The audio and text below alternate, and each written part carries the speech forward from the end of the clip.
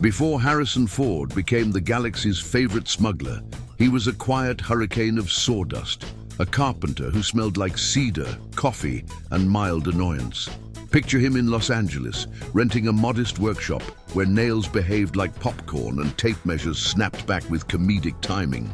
He wasn't polishing a Hollywood smile.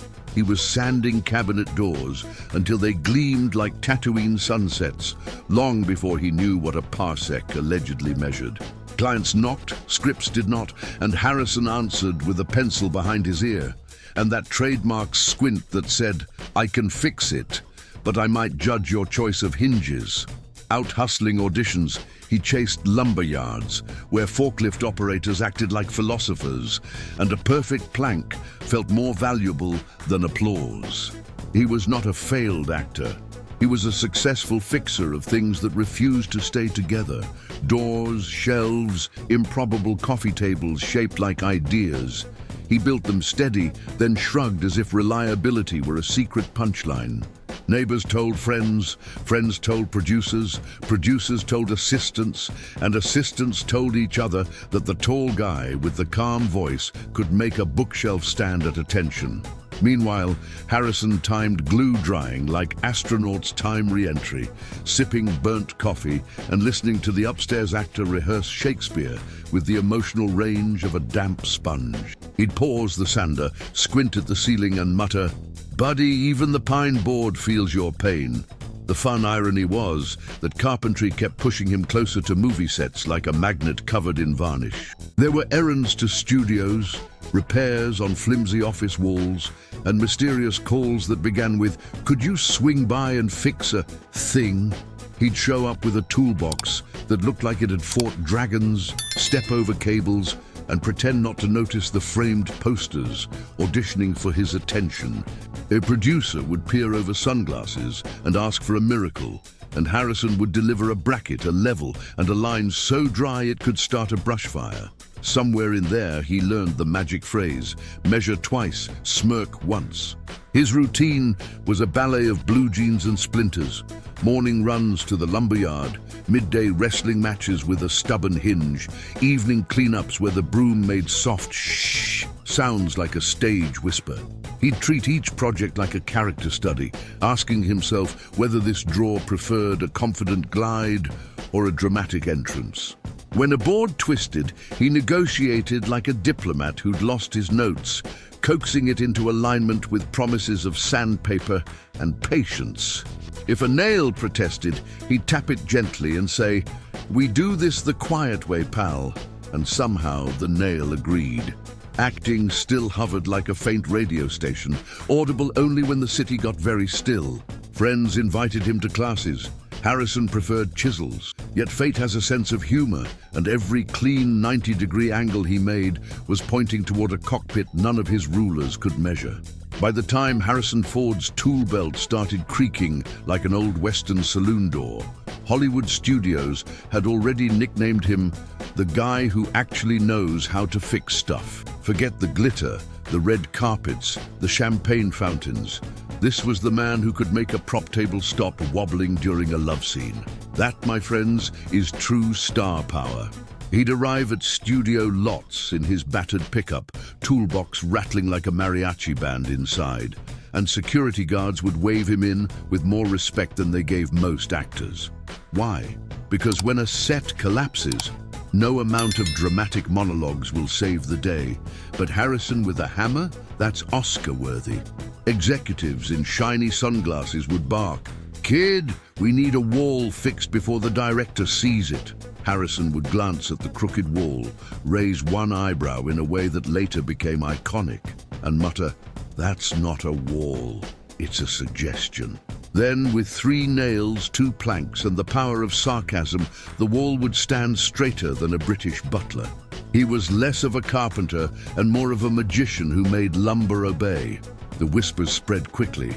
"He's got the hands of a craftsman and the face of a movie star. Too bad he doesn't want auditions." It was true. Harrison wasn't chasing Hollywood dreams with wide eyes. He was chasing invoices, making sure every door he installed shut properly without squeaking louder than an aspiring actor's fake cry. The irony was delicious. He spent more time fixing props than holding them, yet destiny was sneaking up behind him with a script tucked under its arm. Imagine Harrison adjusting a wobbly director's chair while two struggling actors rehearsed in the corner, yelling about betrayal and destiny. He'd mutter, "That shelf I built last week has more chemistry than these two." But the big break didn't come with applause. It came with a repair job. Rumor has it that Harrison was patching up something in George Lucas's office. Maybe it was a cabinet. Maybe it was destiny disguised as a loose drawer. Either way, there he was, hammer in one hand, nail between his teeth, when George walked in. Harrison didn't drop a speech. He dropped a sarcastic remark, something so dry it could have drained a swimming pool. And Lucas, known for his love of understated heroes, thought this guy could survive in space. It wasn't an audition. It wasn't even supposed to be a meeting. It was just Harrison Ford being himself, unimpressed, efficient, and accidentally charming. Hollywood expected desperation.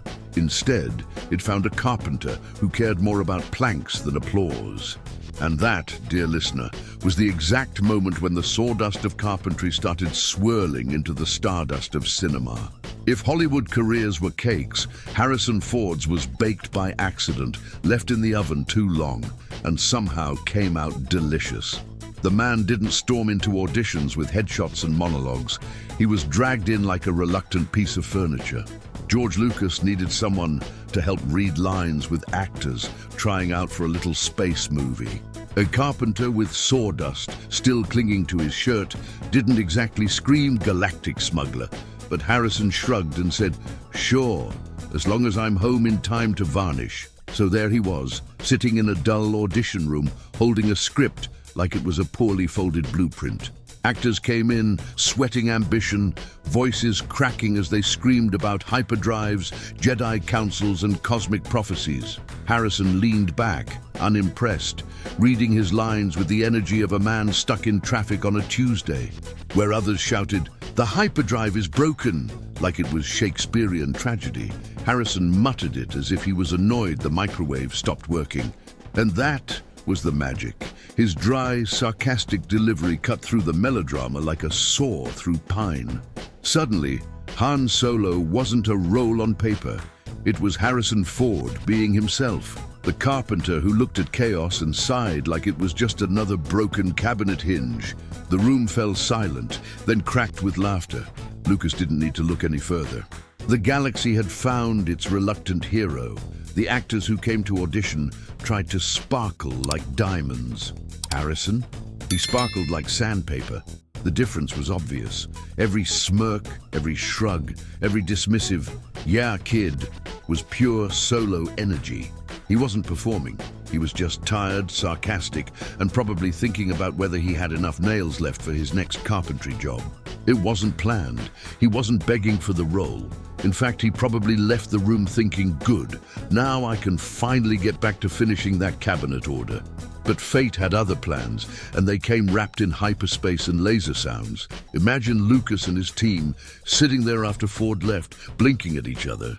Did we just find Han Solo by accident? Meanwhile, Harrison was in his pickup truck, listening to the radio, shaking sawdust from his shirt, and wondering why everyone else in Hollywood was so desperate to be famous. The carpenter hadn't auditioned.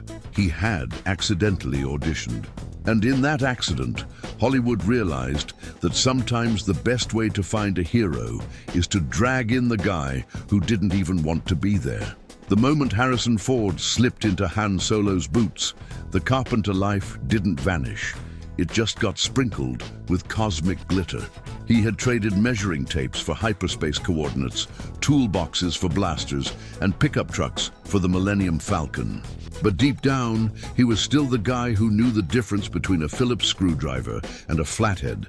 And honestly, that's probably what made him the perfect smuggler. On set, Harrison carried himself less like a rising movie star and more like a handyman who'd been hired to fix the Death Star's plumbing. When stormtroopers fumbled their plastic armor, he'd give them a look like, "Buddy, I could build you sturdier gear with plywood and glue." The set designers, who were used to being ignored, suddenly had a fan in Harrison. He'd squat down next to a spaceship panel, tap it twice, and say, "You know, if you used a stronger bracket here, this thing wouldn't rattle." It was Han Solo energy, but also pure Carpenter logic. There are stories of him fixing chairs on set, tightening screws, even advising on how to keep doors from squeaking during dramatic entrances. Imagine being Mark Hamill trying to swing a lightsaber for the first time, and Harrison Ford interrupts, "Kid, that hinge is loose. Don't lean too hard or you'll end up in the next galaxy." It was like having a co-star who doubled as your neighborhood repairman. What made it funnier was how little Harrison seemed impressed by the whole spectacle. Actors buzzed with excitement about being in a space opera, while Harrison leaned against a wall, smirked and muttered, "I once built a bookshelf that was harder than this." When George Lucas directed him to deliver a line with more galactic swagger, Harrison responded with the same sarcasm he'd use when someone asked him to sand a table for the 4th time. That dryness, that effortless, "I don't care, but somehow I'm still cool" vibe, boom, that was Han Solo in the flesh. The sawdust never truly left him. You could almost imagine him sneaking into the Falcon's cockpit with a hammer tucked into his vest, tightening screws while Chewbacca rolled his eyes. If Hollywood had expected a diva, it got a Carpenter with an attitude problem, and the audience loved it. Because here's the secret: Harrison Ford never tried to act like Han Solo.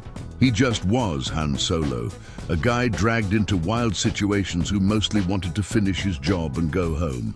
His Carpenter roots gave him that authenticity, that reluctant hero vibe. He didn't want the spotlight just wouldn't leave him alone. From sawdust to stardust, Harrison Ford didn't stop being a Carpenter. He just upgraded his workshop to the galaxy's most famous spaceship. Decades after blasting across the galaxy, Harrison Ford is remembered as Han Solo, Indiana Jones, and the man who turned a smirk into an international language. But before the fedora, before the blaster, before the galaxy knew his name, he was the Carpenter who accidentally built his way into history.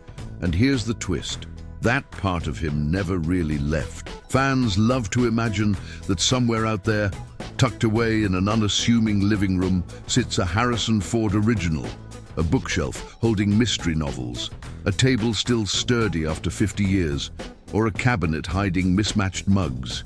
Imagine finding out your creaky old furniture wasn't from IKEA, but from Han Solo's workshop.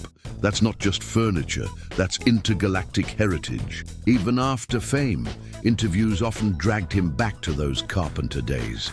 While other celebrities bragged about yachts and awards, Harrison shrugged and said things like, "Yeah, I built a deck once. It didn't collapse. That's my legacy." He didn't romanticize it. He made it sound like the most ordinary thing in the world. And maybe that's why people loved him even more. He never acted like Hollywood royalty. He acted like a guy who could fix your door if you asked nicely. On film sets, he occasionally slipped back into handyman mode. A camera stand wobbled, he'd kneel, check the screws, and fix it with the same calm he once brought to crooked bookshelves.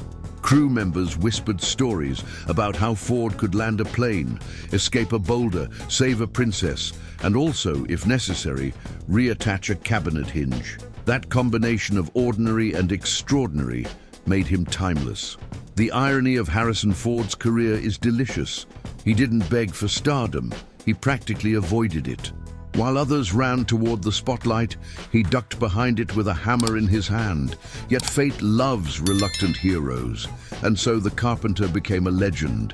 His sarcasm, his unimpressed energy, his quiet confidence, they all came from those early days with wood and nails, when he was building furniture that didn't care how famous he was.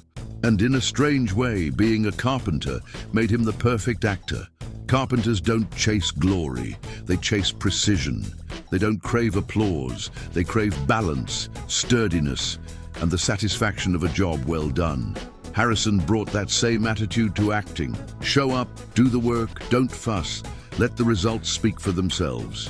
Today, when fans see Han Solo swagger across the screen, what they're really seeing is a Carpenter who once measured twice, cut once, and still smirked when it came out crooked. His legacy isn't just in galaxies far, far away. It's in every laugh, every smirk, every reminder that even legends can start with sawdust under their nails. Because Harrison Ford didn't just build furniture. He built one of the most iconic careers in Hollywood, piece by piece, nail by nail, line by sarcastic line.